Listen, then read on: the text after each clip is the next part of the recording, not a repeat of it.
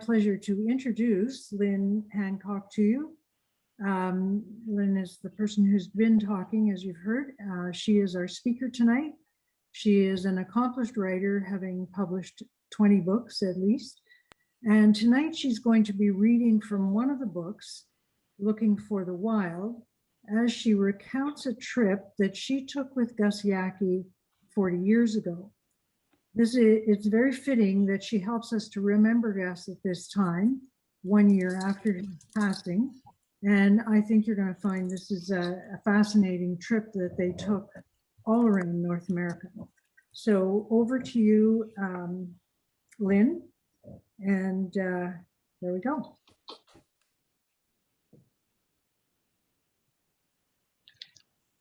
Well, we're here tonight to honor Gus Yaki, who dedicated his whole life to taking people on trips around the world to appreciate nature. Thank you, Gus, for taking me on this 30,000-mile naturalist journey around North America looking for the wild. You know, Gus described himself as just a little boy who loved birds. Well, in contrast to Gus, my interest in birds began as an adult. Dramatically, unbelievably, by chance. After 2 years traveling around the world, I was picked up in a restaurant in Vancouver by a tall, handsome UBC student, David Hancock, and invited out on a date. Sorry, this is my last weekend in Canada, and I am here to catch a boat home to teach in Western Australia. And I added a bit cockily, I have been invited to fly to the west coast of Vancouver Island in a private float plane to a private island. I can beat that, says this brash young man. Come to my private island in my private float plane and count bald eagles. Well, at that time, I confess I didn't know an eaglet from an egret, an eagle from an egret, but it sounded like the last exciting thing I would be doing in my life. So we ferried to Vancouver Island, God's country he called it, and then flew in his tiny two-seater float plane to the islands of Barkly Sound. My job was to count eagles and to mark their nests on a map. And I'm going to read you a couple of paragraphs from There's a Seal in My Sleeping Bag, my first book. The constant change of focus between the horizon and the map on my knees, as well as the turbulent air conditions, were doing dreadful things to my stomach. And then, at a particularly bumpy moment, I couldn't believe my ears. Over the roar of the engine, David was saying, "You are the first girl I've taken up in this plane who didn't get sick. You Aussie girls are tough. Marry me." A couple of weeks later in Australia, I did. And my first wedding present, delivered to the church during the ceremony, was a live Australian wedge-tailed eagle. My interest in birds had begun. Back in Canada, I got my first orphaned wild animal. And it was Sam, a fur seal born on the Pribilof Islands, but stranded on Vancouver Island during the fur seal's annual migration south from Alaska to California. And it was this, my first book, There's a Seal in My Sleeping Bag, that interested Gus to invite me on his nature trips. So it's not just about fur seals, but it's about eagles and seabirds as well. Now, I had met Gus Yaki at Bathurst Inlet in the Northwest Territories, a prime birding spot, by the way, if you want to go there, but also the home of the last Inuit to live in the traditional way. Gus asked me to join him on his trip around wild America. It's for fishing as well as for birders, but go if you can. And in 1983, I was to reenact Roger Tory Peterson and James Fisher's trip that happened 30 years before in 1953. And they wrote a book called Wild America. And here is, hopefully, a photo of Roger Tory Peterson on the left and James Fisher on the right from their book, Wild America. Now, here's the route. We went from Newfoundland in Canada to the Pribilof Islands in Alaska. Follow the orange line. And I'm going to read the first part of chapter 1 of that book. We are in Cape St. Mary's on the right hand of the map, in Newfoundland. And dearly beloved, As we are gathered together in the bus, Gus intoned facetiously from the wheel of his rented van as we left St. John's and turned southwest across the Avalon Peninsula, let's start reading Wild America. Although we'd all read and reread Peterson and Fisher's book before, we were to read it again daily on the trip. April the 12th, the first day of our expedition, set the routine for the next 100 days.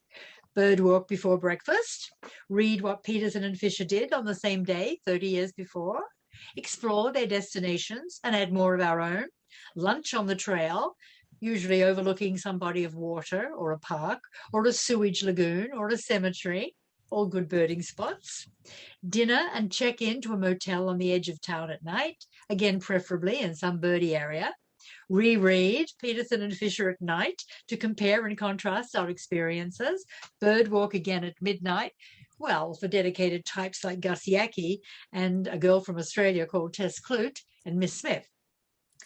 And then we started at Cape St. Mary's. We stepped into another world. You hear them long before you see them. An incredible din of cries and whines, croaks and squawks, growls and gargles. It's like a symphony, said Tess, an undercurrent of guttural roars, the bass tones, and above those the screams, the tenor tones. And then the wind shifts. You round a bend in the headland or drop behind a hill, and the din stops abruptly, like a radio shut off. Only the sound of the surf crashing far below remains. You see them long before you recognize them. Blizzards of birds, wheeling, whirring in the air, rafts of dark shapes bobbing, clogging the waters offshore.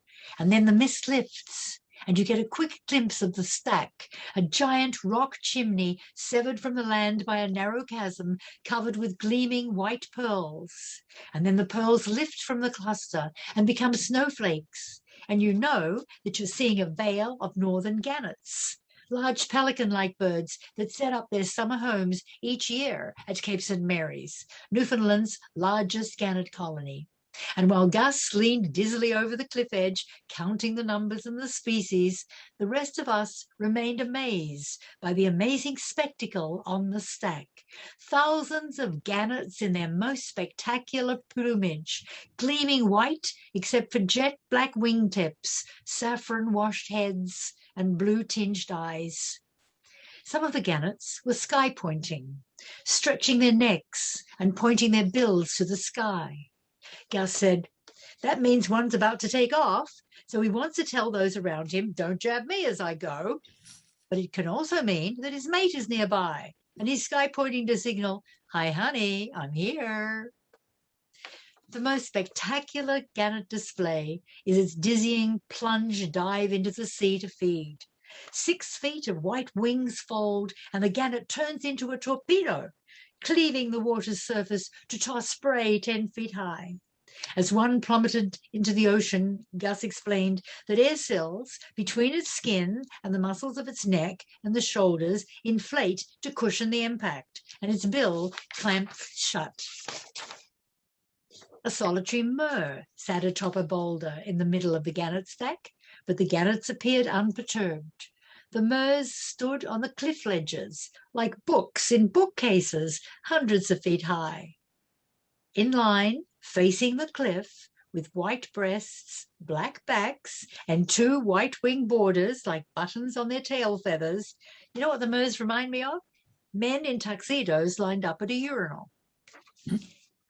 About 20 miles from,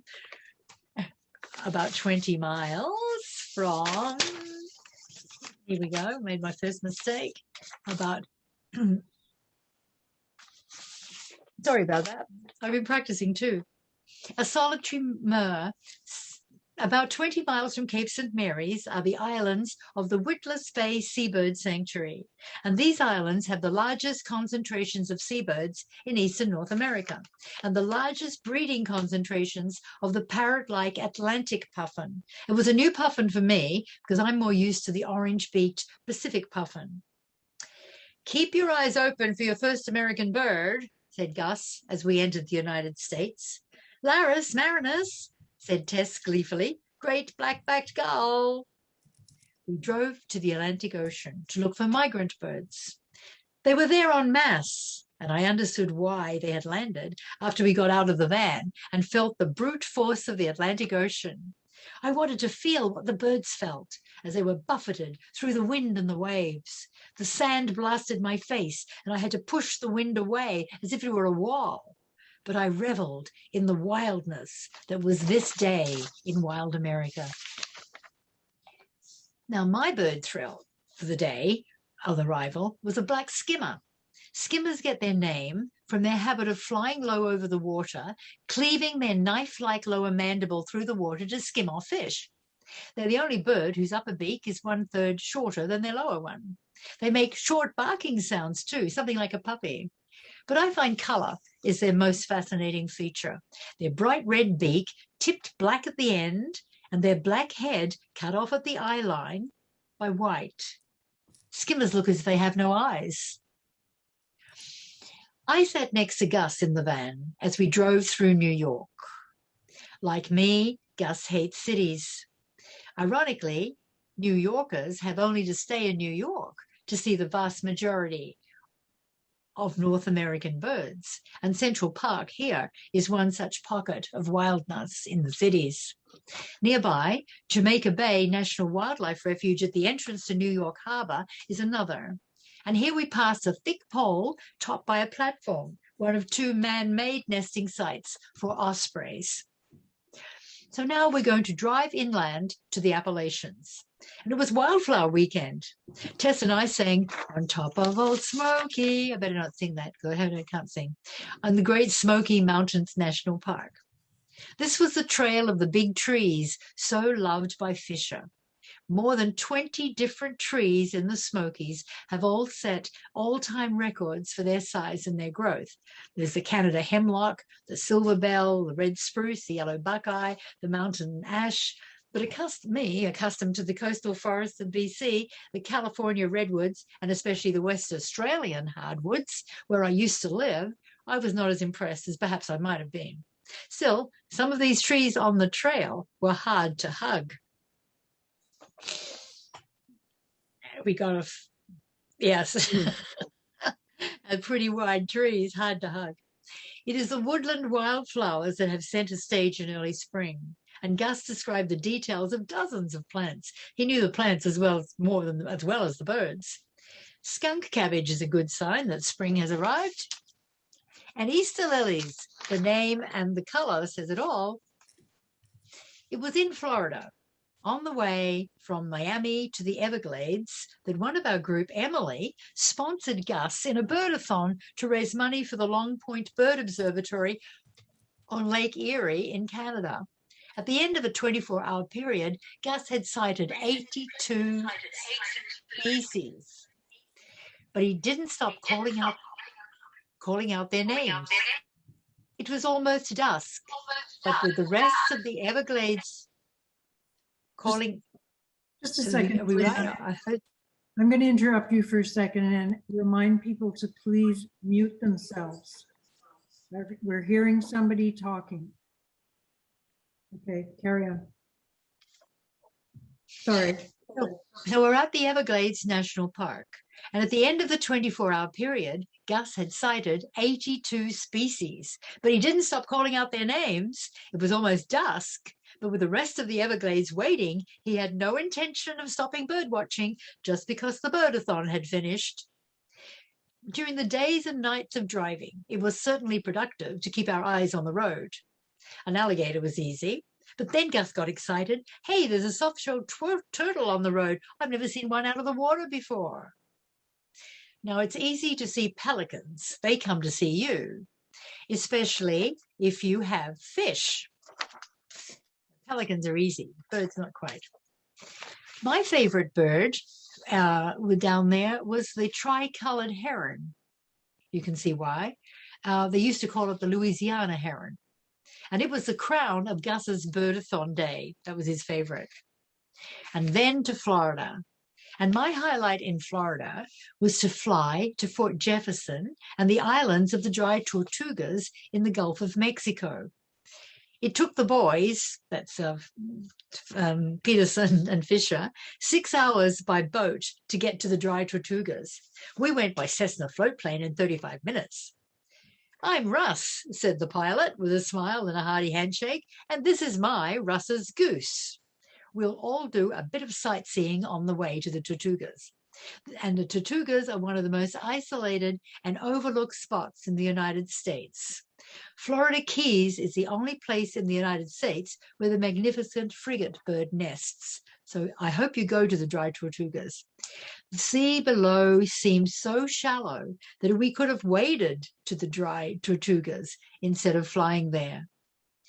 And then the most fantastic sight of all, a fort that grew out of the sea. Fort Jefferson National Monument on Garden Key. It was a total shock to fly those 68 miles of water and find a hexagonal, two-tiered, moated, medieval-looking fort that covered the entire island. It was like walking on water as we strolled around the moat. Galleons of dark, magnificent frigate birds glided overhead. Arthur Cleveland Bent, who wrote the classic Life Histories of North American Birds, said that words are powerless to describe the flight of this wondrous airplane. He said, the most marvelous and most perfect flying machine that has ever been produced.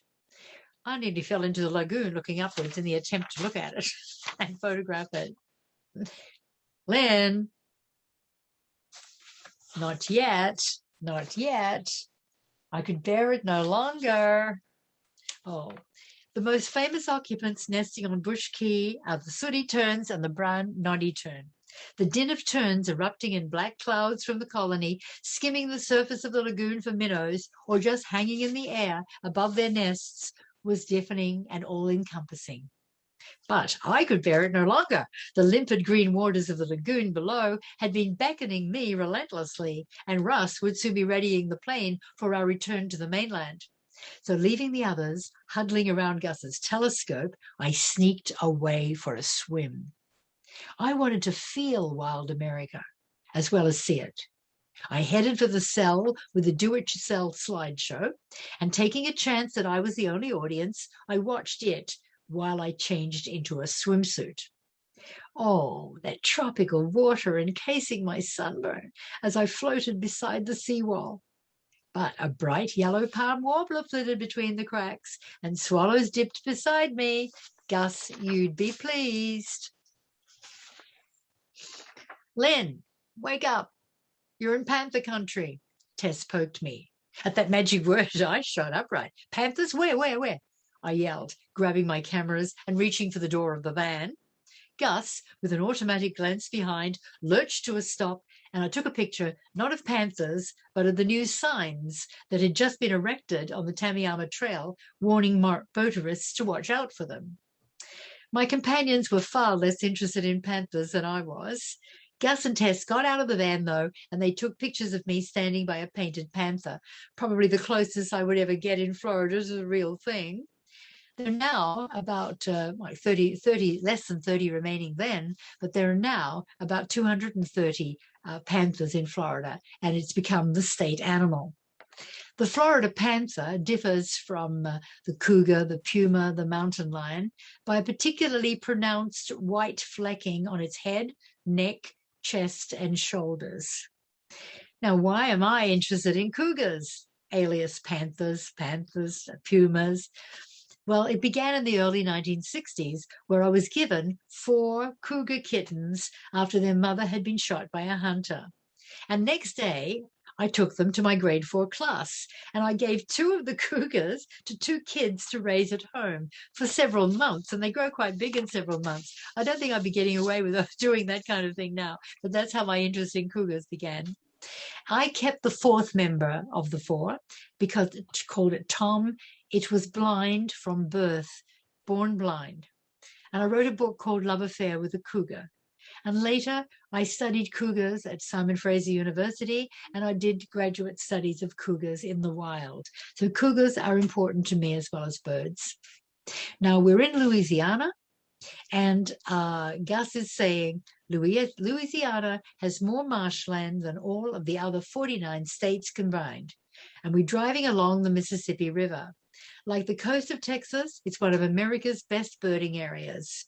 It's right in the middle of the Mississippi Flyway and on the edge of the Central Flyway, so it attracts wintering birds as well as spring and fall migrants. It also gets some western species that move eastward along the coast. And the birds that you should expect to see breeding in these marshes, Rallus limicola, Rallus elegans, Rallus longirostris, but Caterna cops, Nova boracensis, has probably left by now for, oh my God, heavens, whispered Marie, a naturalist from Saskatoon who replaced Emily in New Orleans. 5 weeks of this? Does he use Latin names for plants too? I'm going to have to spend my night studying.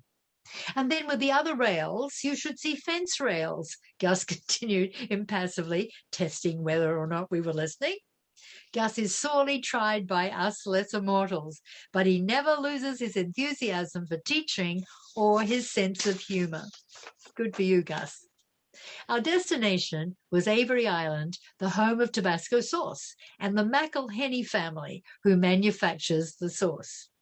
I had been corresponding with one member of the McElhenney family for a number of years, ever since we had met over my orphan raccoon who had been given to me after her mother was shot for raising her family in the attic of a home in Vancouver. And at that time, a local radio station was soliciting solutions to the problems of raccoons damaging roofs in Vancouver. And the winner suggested fending them off by painting all the roofs of the houses in Vancouver with Tabasco sauce. So I thought that was a good name for my raccoon. Now that's how Tabasco became the saucy raccoon. She was a celebrity. She was featured in newspapers and magazines across the country. I got a picture of Tabasco on the front page of the Vancouver Sun.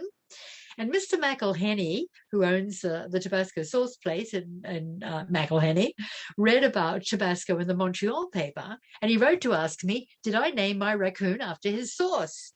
And I said, yes, I did. So he sent me a dozen bottles of Tabasco sauce. A little goes a long way, I can tell you.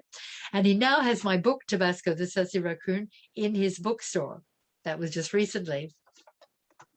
But that was, when we were there, it was a reputation of the McElhenney family as birders and conservationists that caused Gus and us to visit Avery Island.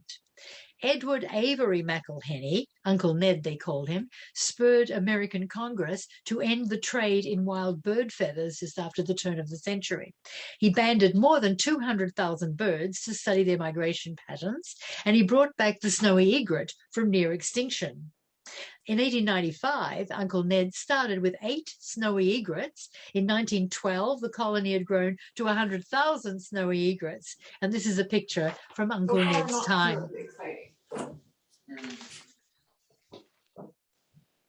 That's what the colony looked like in the olden times. And now when we visited it with Gus, this is what the colony looked like now, or in 1983.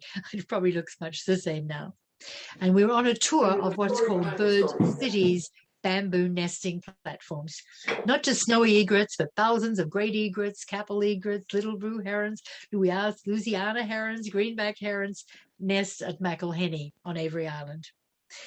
Well, another bird that was brought back from the edge of extinction is the whooping crane. In 1945, we were now traveling through Texas. And someone, excuse me, Lynn, someone is not muted. Would you please? No, because there was a famous trip that Roger Torrey Peterson really. I'm going to go through who this is. In the States. So early 1900s, maybe. Someone is not muted. He and another guy famously took a whole great big trip around the entire U.S. looking for as many birds as possible, and then they wrote a book called Wild America. And so numerous people have recreated this trip, including this lady, like several decades ago, along with a guy named Gus Yaki, who was actually made the hero for the years ago. He was a great local birder and founder. Madonna. And he died like basically a year ago. So there's like some kind of personal tribute to him because they also recreated that trip. that saying that. Shall I start again? Shall I start? I don't know who this is. So it's all a famous thing in Bernie. Um, And Roger Tory Peterson, he would like. Well, LaDonna, we can hear you. Could you please mute yourself? It really, it was.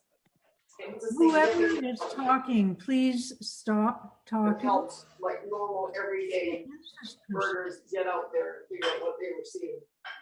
Hi, Anne. This is Matt Wallace speaking right now. Can you please make me a co-host, and I'll just manage the muting of participants. How do I do that, Matt? Go down to the bottom, click on participants.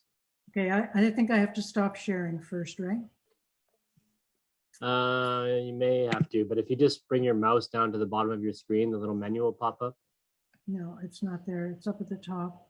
How do I do this now? Okay, so go down to participants. Okay, wait a minute. Okay. Sorry to cut you off there, Lynn, but Yeah. Where do I make you a co-host? if you go to my name, there should be something that says more. Okay, Matt, I got you. Okay. Here, co-host, start to make host. But if I make you the host, No, just make me a co-host if you can do that. it doesn't give me that option. Okay, click host, and then there may be a co-host button that pops up. But either way, I'll stay on. Do you want to change the host to Matt? Well, no, I don't, because I'm doing the slides. Yeah, no, you can still share through it, but I'll just manage the participants and stuff, okay? And I'll be on the whole time. Okay, all right, then I'll make you the host. Okay, but now can I go and share? Okay, well, now I can't share my screen. I need to share my screen again. Okay, so you're the host. You're going to have to make me back the host. No, you can share now. Go ahead.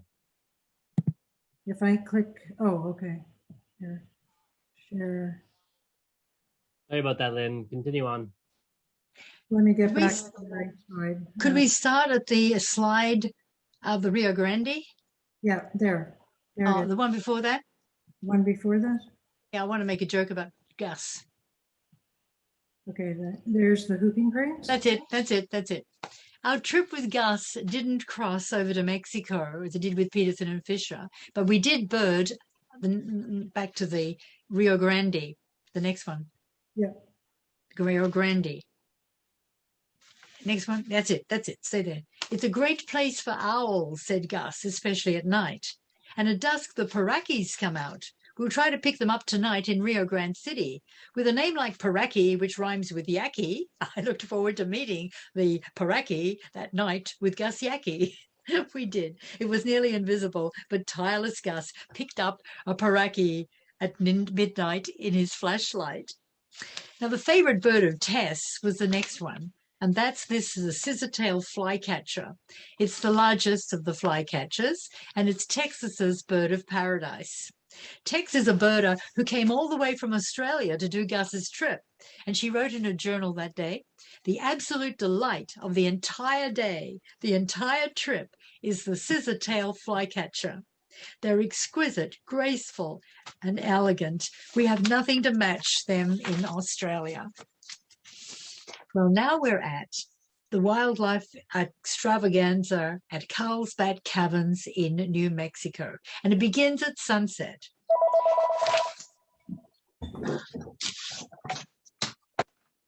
They're coming. I'll turn off. Call from. Off. They're coming, whispered Marie on the bench beside me. The bats are coming, echoed 1,000 people in thought and voice as a wave of excitement rippled through the crowd.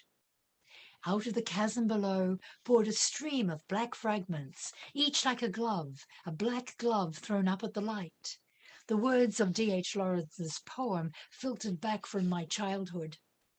There was an uneasy creeping in one's scalp as the bats swooped overhead, flying madly, wings like bits of umbrella. I don't know how you turn the phone off. Oh, it's an interesting evening, isn't it? Back to Lawrence. Unlike Lawrence, this audience was silent, awed. The only sounds were the thrumming of wings, the squeaking of bat voices, the clicking of cameras. The bats whirled from the cave as if from a centrifuge, spiraling into the sky like a moving river, and were supposed to stream off to the south and the east. But it seemed they did not come, and they did not go. From the first moment they emerged, they were always there, filling the stage in front of us like a huge vat of boiling, buzzing bees. 40,000, we were told. Gus said millions. Well, I cannot wait to get to the Grand Canyon for a hamburger. Maybe I'll see some birds there. Well, we got to Grand Canyon, and of course we went to Yaki Point to have a group photo. Yaki Point is named for Gus, isn't it? That was our group, and Tess is on the right. I quote from her a lot. The Grand Canyon was not just a steep, straight-walled, flat-bottomed cleft in the ground like Canyon de Chelly, with emptiness in between.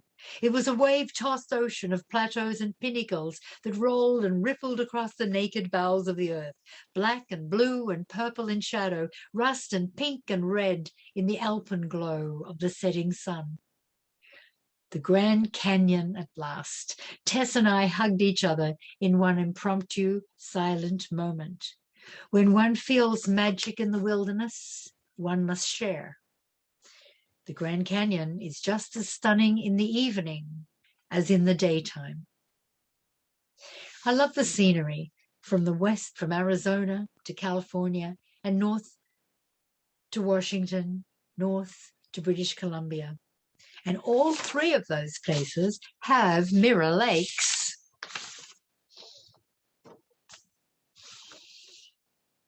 Mirror Lake in Washington. And when we got to California, Gus said, "Extra tomato slice at lunch for the one who sees the first condor," Gus promised, scanning the blue sky at the Sespe Condor Reserve in California. We did not find a condor then, and considering that there were so few left in the wild in 1983, I was not surprised. But 4 years later, in 1987, our condors were officially extinct in the wild. But thanks to breeding them in captivity, there are now over, at this time, 500 condors in the world. Well, I didn't see a condor in California, but I was ecstatic in Morro Bay near Monterey to see a sea otter. I quote from the book, "It was lying on its back by a weed bed.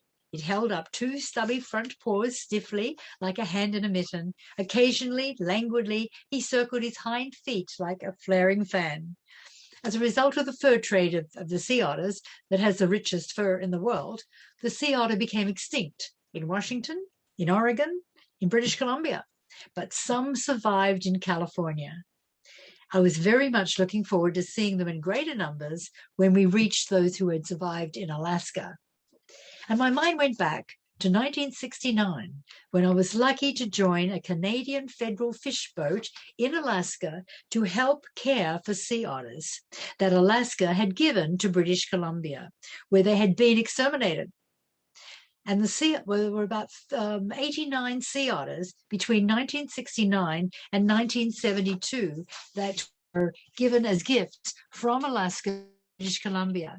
And now, in this year, there are 8,000 sea otters in British Columbia as a result of those 3 transplants from Alaska. Back to the book. A sea of islands, a sea of mountain peaks lured us northward and westward to a wilder frontier, a wilder America in Alaska. Fjords, rivers, and glaciers cut into the coastline, looking like black snakes and white snakes from our vantage point in the clouds flying there. We were headed for Anchorage, but this city was to be merely a launching pad for a journey further back in time, west to the Yukon Delta, west to the Bering Sea, where humans and animals used the Bering Land Bridge to enter the New World. West still to the Pribilof Islands, where 20 years before, when I first entered the New World, a fur seal I called Sam had inspired me to a love of natural history, a fur seal that came from the Pribilofs. This final segment of our journey, looking for wild America, would be the climax of our expedition, but a personal climax and homecoming for me. And traveling with us were well-known birders and painters, Robert Bateman, and on the left, and Roger Tory Peterson. Gus had made arrangements with the Yupik Eskimos, villagers, for tents and food and boats. And we were camped near Old Shavak, where Peterson and Fisher had camped 30 years before. No sooner had we set up our tents when visitors arrived. A villager on a skidoo delivered a painting for Bob Bateman, which had been mailed all the way from Florida. Bob was next to me. And then Teresa, a little girl from the village who'd heard we were birders, brought me a gift. What else? A bird, squashed and dead, but a bird. Birds were all around us. I leaned down to tie my bootlace by a guy rope and whoosh, flushed out a female willow ptarmigan. And behind our tent was a pond with a family of redneck phalaropes. In front was an Arctic loon with chicks in tow. So we were really in birder country. We learned later that the villagers thought that we birders might be from the Fish and Wildlife Branch and were coming to take their land. All these people with binoculars looking at birds. We were probably the first people there to do that. So I explained why we were there by reading the pertinent parts of Peterson and Fisher's book, Wild America, to whoever would listen. And now I'm quoting from my book. The Yukon-Kuskokwim Delta is the heart of goose country. A goose biologist by the name of Dennis arrived by dinghy one night to invite me to check emperor goose nests. This is the last nest we'll do tonight, Dennis said, sympathetically, noticing the difficulty I was having stumbling through the mud in my borrowed oversized hip waders. So with his help, I reached the emperor goose nest. But the mother had crept away and taken her chicks with her, all but one.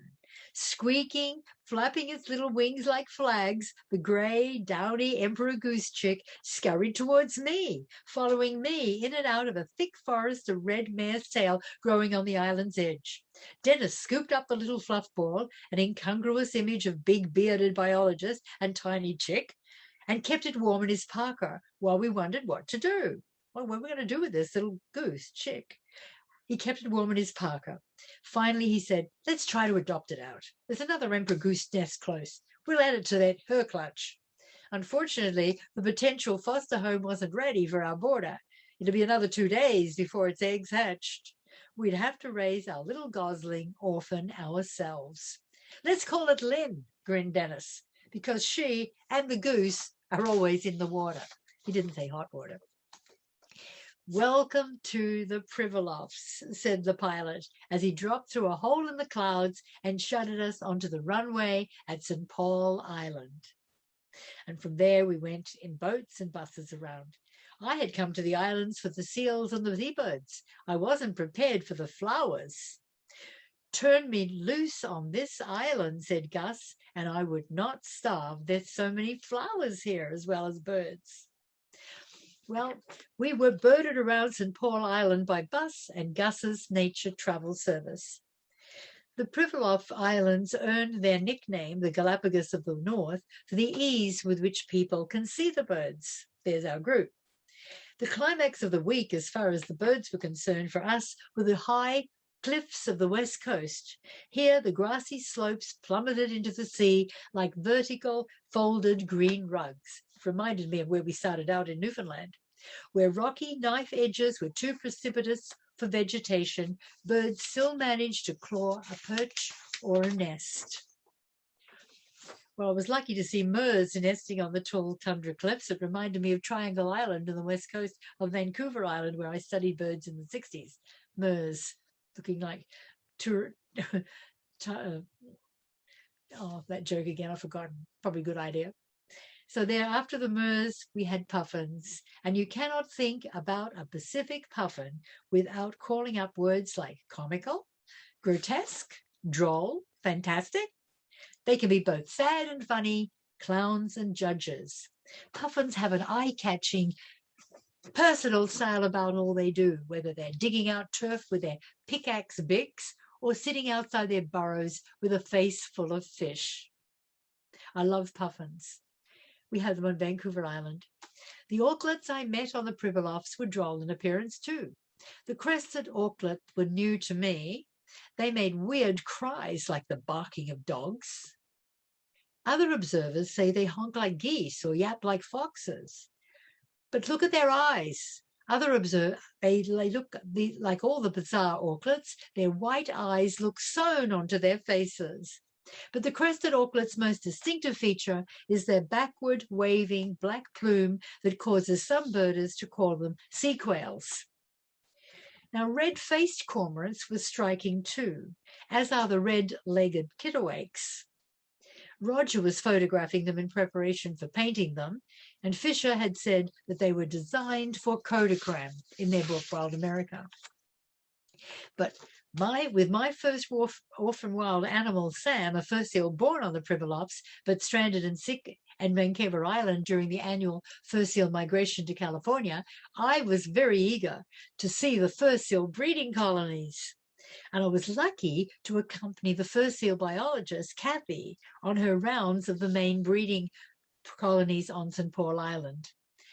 Here's a bull with his harem, and it's a tough life being a bull in a fur seal colony, maintaining it for 4 to 5 months with little chance to sleep and no chance to eat, having all those wives and copulating 70 times a summer.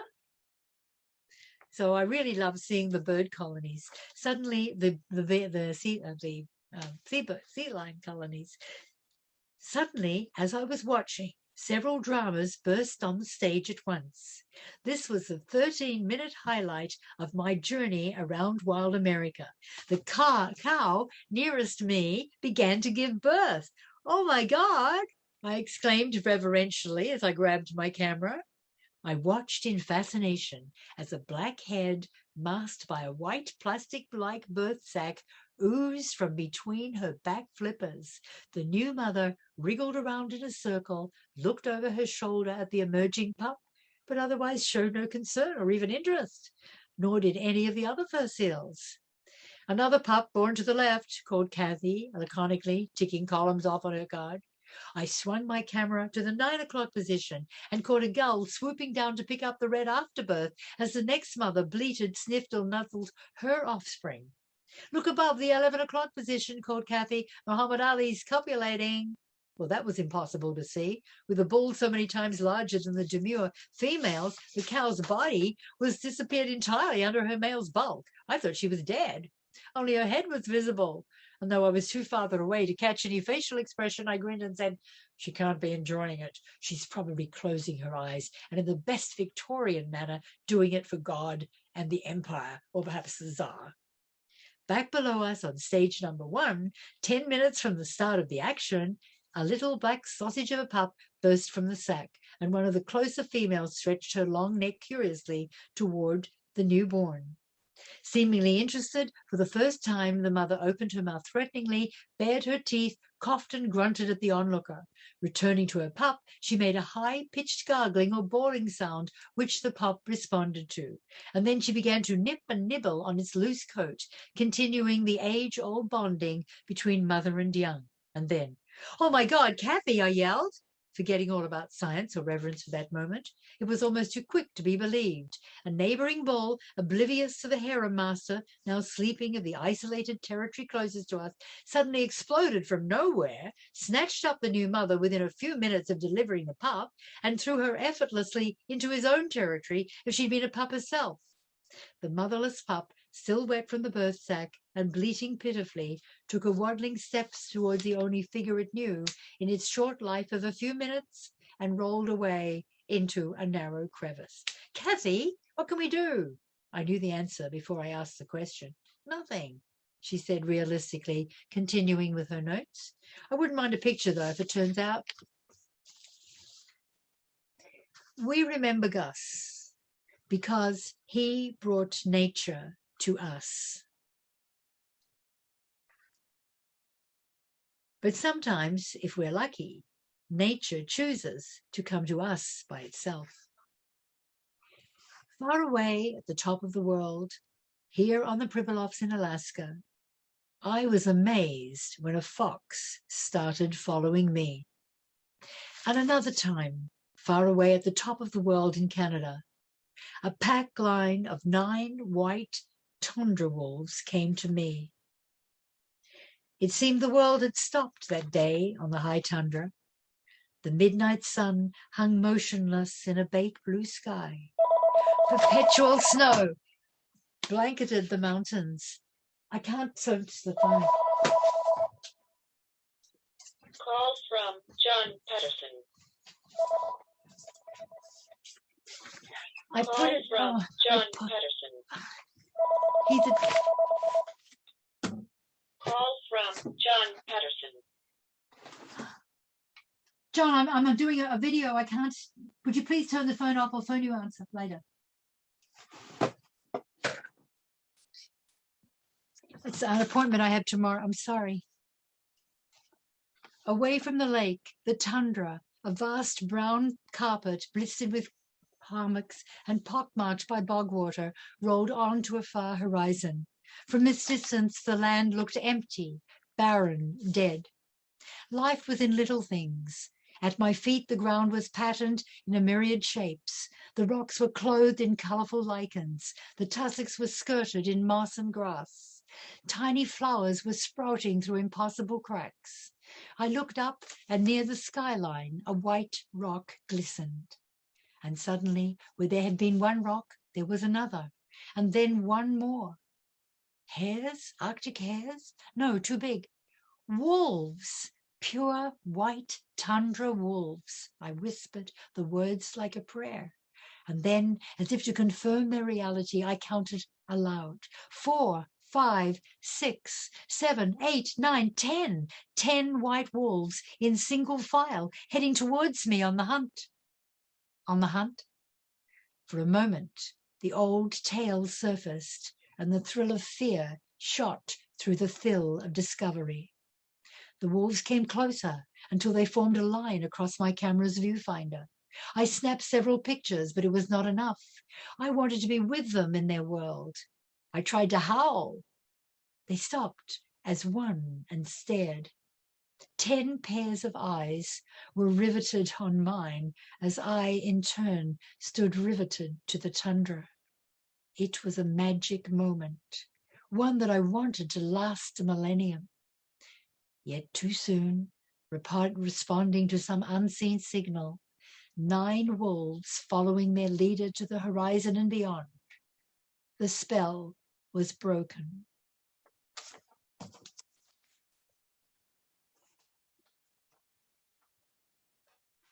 From the far north, that to my backyard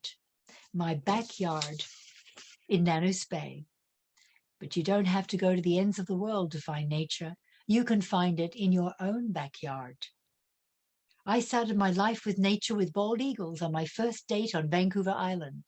And now, towards the end of my life, bald eagles for the past 8 years have set up their nest and raised their young in my backyard. And one day, while I was sitting on my at my kitchen table, I looked through the window to see one of the parent eagles flying by, carrying branches of Scotch broom to renovate their nest. I grabbed my point-and-shoot camera. It was Halloween day, and there was an eagle witch on her broomstick. I had another picture of eagle nest on a broomstick. Well, thank you for dedicating your entire to bringing us close to nature in all its forms, from our own backyards to the top of the world. We promise to continue your legacy of looking for the wild. Thank you. Well, my gosh, we had a few interruptions in all that. I'm sorry.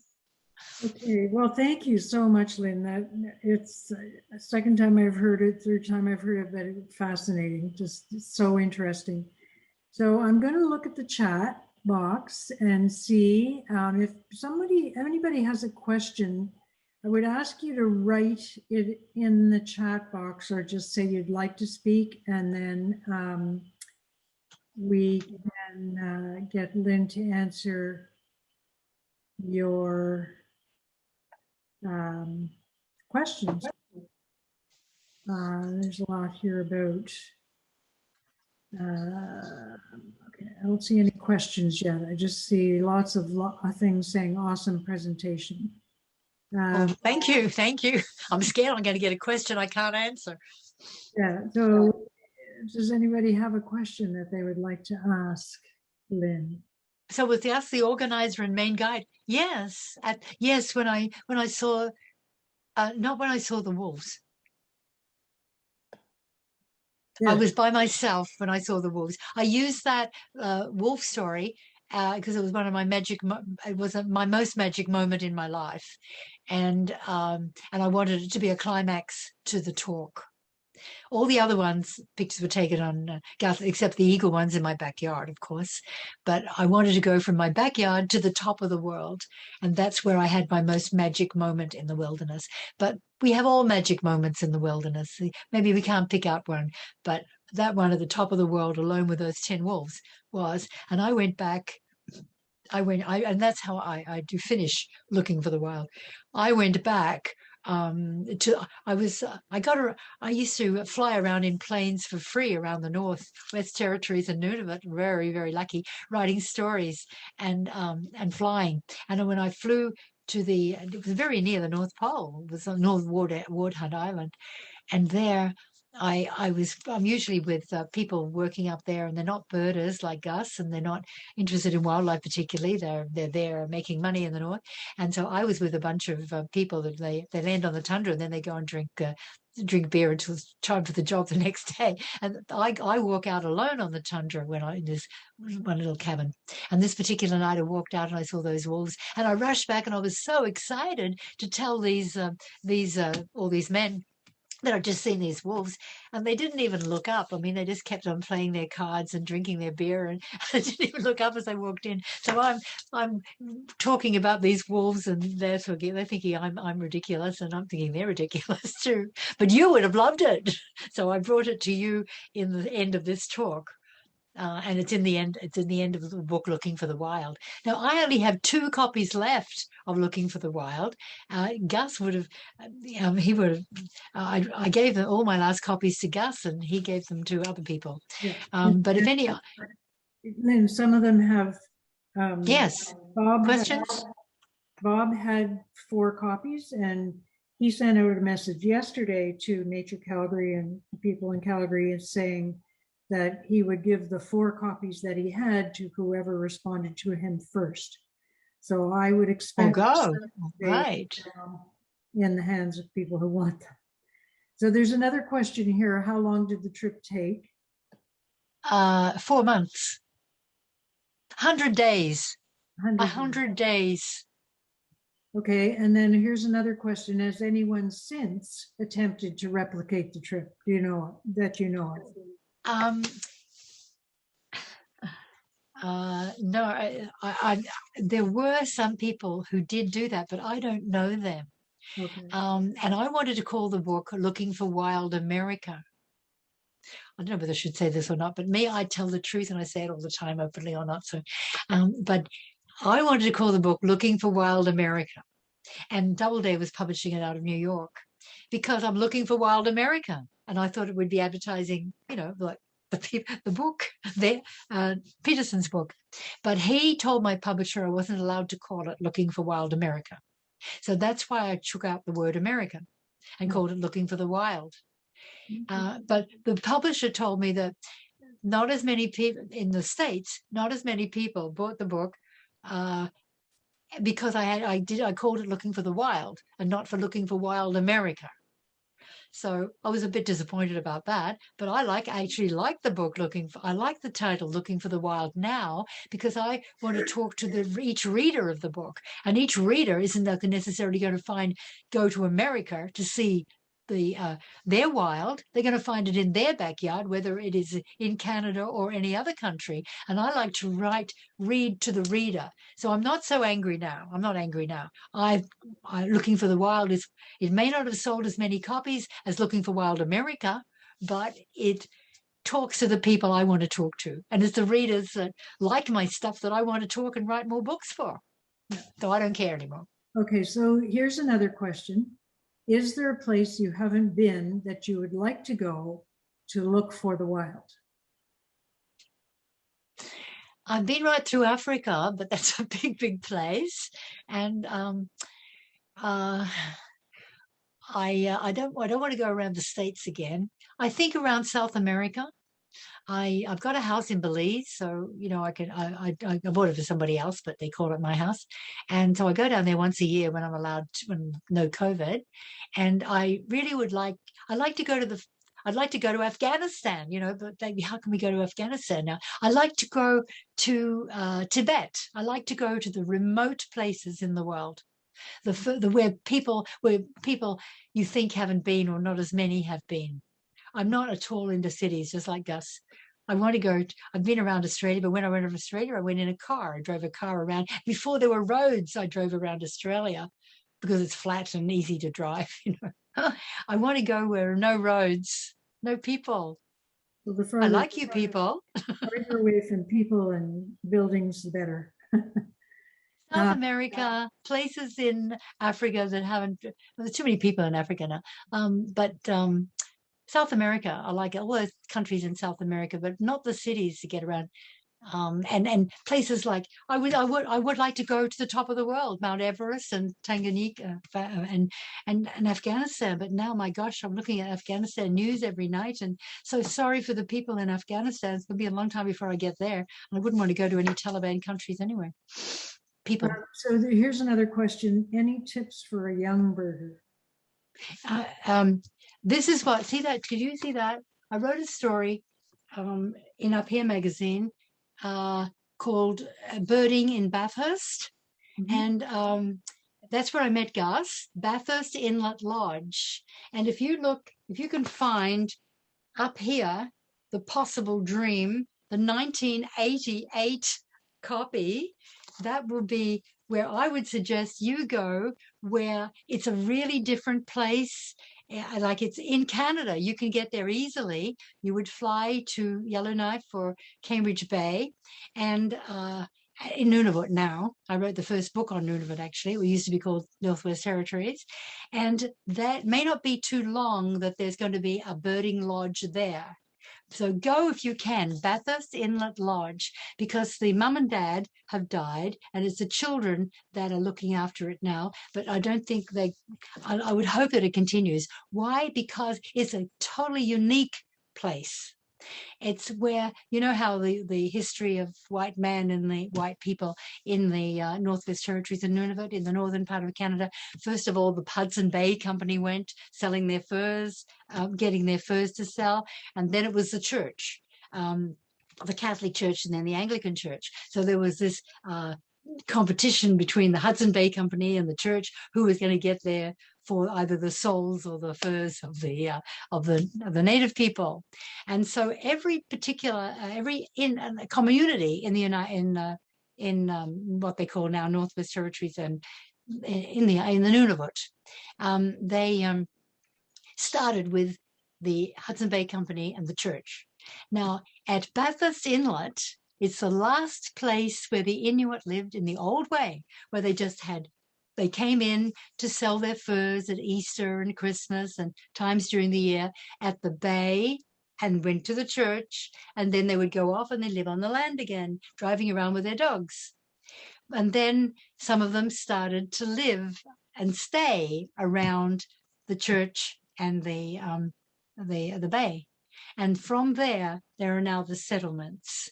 So it's the last place where you can find how it used to look. And the last people, well, in the last couple of years, actually, the last family are now spending their winters in Cambridge Bay and their summers in Bathurst Inlet when they take birders around.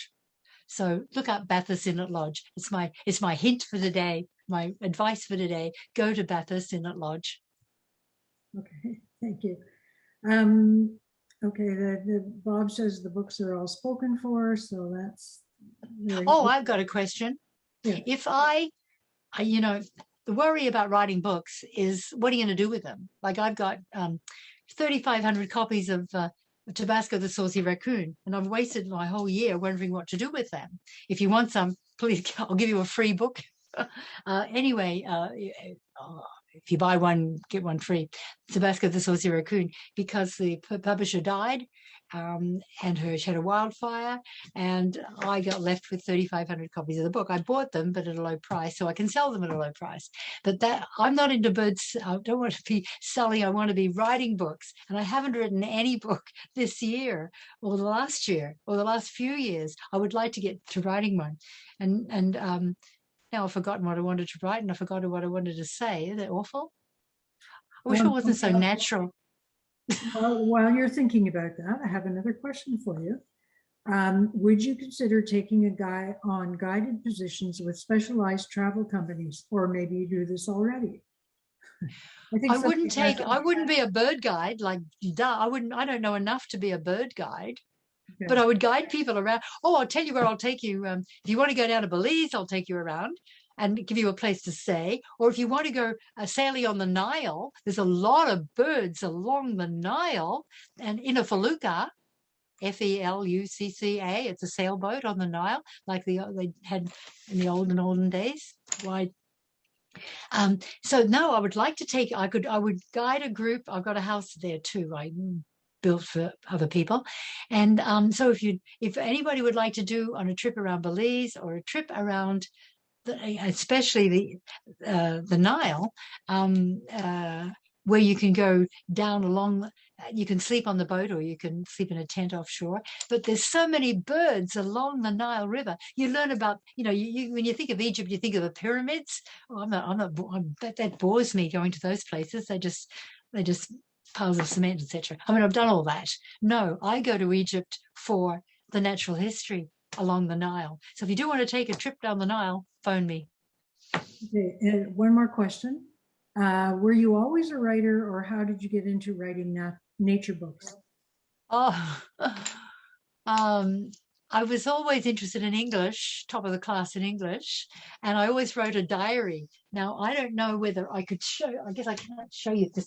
I have got, I guess I can't, how do I get the camera around? Oh, yeah, no, you can't. I'll try to take a picture. I would have to lift up I better not, I better not do it. No, I won't do it. Now I've lost everything. What have I lost? Now I can't see you. Yeah, well, we can see you. We can see you. It's okay. Oh, can you? Oh dear. I'm looking at inbox. No. I'll get out the inbox. Don't touch anything on your computer. Don't touch it. I want to thank the host. I want to thank Ann Belton, because you wouldn't be having this tonight if it wasn't for Ann Belton.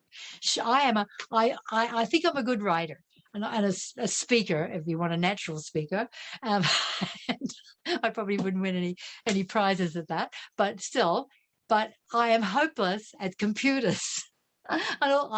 Hopeless at that type of stuff. But so I wouldn't know what to do with this. So if it wasn't for Ann Belton, you wouldn't be having this show tonight, because I wouldn't know what I'm doing on the computer. I have to tell you that every time and Lynn and I have been on Zoom many, many, many times preparing for this, and every single time it's been good. Touches something on her computer and nothing wrong. And then I had these phone calls because how do you turn? I've got a wall phone. I've got a cell phone, had it for 2 years, paid $1,000 for it, Samsung Galaxy, but I've never used it yet because I'm no good at technology. So I have a wall phone. So what you heard to interrupt the program was the Panasonic on the desk phone, right? Anyway. Okay, what was the question? Thank you so much for doing this. There's all kinds of very, very positive messages here, and messages saying how lucky. Well, here's one I'll read. How lucky we all were to have Gus as a guide, and I think he brought the same passion to a little walk in Calgary as he did to epic trips like this. Thank you, Lynn, for reminding us about Gus. And thank you, Gus. Gus, you got all these people here. I hope you're sitting on cloud 9 counting birds. Yes. And I also would like to thank Aileen Peltzer very much again for coming in to listen to this. I hope you've enjoyed it, Aileen, and I hope that it has meant something to you as well. So thank you, everybody, for coming into the talk. Our next one will be again on Zoom, and we're going to go back home to Calgary, and we're going to have an update on the migratory bird response work that that group has been doing in Calgary. So Calgary is becoming very important to me, you know, and Calgarians. I mean, I always went to the Calgary Stampede, but that's all I knew about Calgary. But now it sounds, I had a lot of I didn't write just about wild animals. I've written about history, and I wrote a book on the first settlers in Calgary with a group, with parents and kids in my class in grade 6. And I do want to tell you about that because you're Calgarians, and so many Calgarians that I've met don't know their history. So in 1969, I was teaching grade 6, and I encouraged kids to do their own writing. Bring something to me to school that you can interest you and that you can write about. So some kids brought a ring to school, and this ring was different. And when I'm teaching writing, I say, well, or what's different about it? Ask questions: who, where, when, what, why, and their own story comes out and they own write themselves. And so these 2 kids brought this ring to school. I do want to talk about that. Oops, here it is, because it's Calgarian. They brought this ring to school, and then you ask, well, what's different? What's different about it? Who, where, when, what, and why? And the story of Sam and Jane Livingston, the first settlers in Calgary, came out, and nobody's written a book about that, or they've written stories, but not a book. And I would love somebody to make a film on this story, because here's a magic thing. We wrote the story together, the history of the Livingston and the House family, and you can see Livingston and House names all over Calgary. And then there was a first book called Tell Me Grandmother. This is a miracle. What should be a movie? So this miracle was Sam and Jane had 14 children, and number 13 was unlucky. He was called Sam Livingston II, and Sam Livingston II died when he was young, a baby. And so had Sam Livingston II, and Sam Livingston was unlucky, and he had a child, Sam Livingston III, and then Sam Livingston died. So Sam Livingston III was adopted out. It was easier to give away a boy than a girl, and so the wife couldn't afford to keep 2 children. So Sam Livingston III grew up. He called Sam Letourneau. He didn't know he was adopted. And so his real name, Sam Livingston III, but he was called Sam Letourneau, and he was lived his life in Chemainus, which is near where I lived in Mill Bay. And when Tell Me Grandmother, the first book came out, his daughter bought it, and it talked about this missing grandson, Sam Livingston III. And his foster parents had just died, and he was given his information, and he realized he was Sam Livingston III of Calgary. So he phoned me and said, and I told him, yes, your sister, who I know, has been looking for you all her life, and she's dying of she's dying now, and go up and see her before she dies. So he went up. I knew her through that first book, Tell Me Grandmother. And so he went up there, and he carried with him a tiny picture. And it was the mother, when she'd adopted out the boy, had half of the left half, and the sister had the other half. And they put them together when she was dying of cancer in Calgary Hospital. And that proved that they were related. And now Sam Livingston III, he's dead now too. was so happy that his story could be told, because now he has Livingstons all over the world, North America anyway, and Livingston, Wisconsin is named after this family. So I don't know how many people that I'm talking to now know about the history of their town, Calgary. But if you want to know it, read the book. Well, you can get it on ebook too. It's the only ebook that I've done. I'll do an ebook of Looking for the Wild if there's any need, or if anybody wants me to. I can have somebody else do it. Okay. Thank you very Bye. much.